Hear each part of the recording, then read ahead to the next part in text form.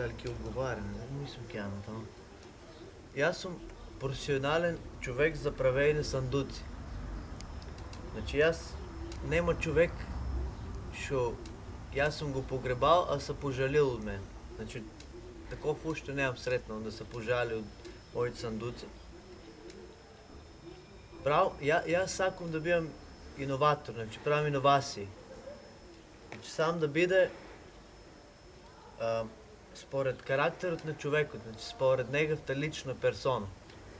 Сум правил јас ето да кажеме за луѓе што потека сакале да си пијат. Го направам форма на шише.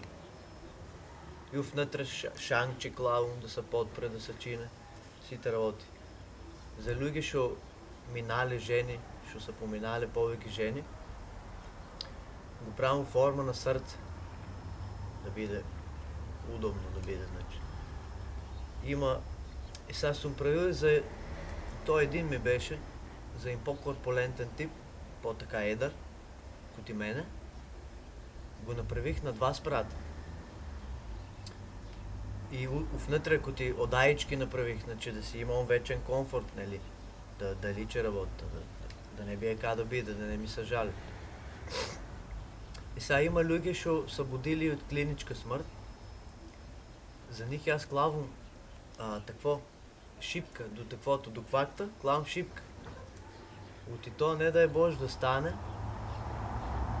на сите тия трошкаве што и давале по него, да те е жал, да земеш да го акнеш тая шипката, от парт не е врагне. Тоа да знаеш.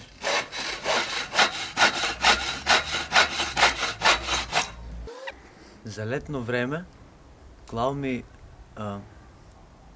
не, ка се викаше, не ароматизери клал. Оти жив човек мирисе, не поумра. Правим и за жени ковчези, тие са малко така по-суоблини. От макагони дърво ги правим, аз сега ти покажа. Ето. Виж, това е, значи тук са облинички, с макагона е направено, нема грешка. Ама малци не са практични, например, ако сега чашка да си оставиш такви работи, тая работа не е. Али и пък добро е. За женско да опишем някакви си нейни случки от животото. И то.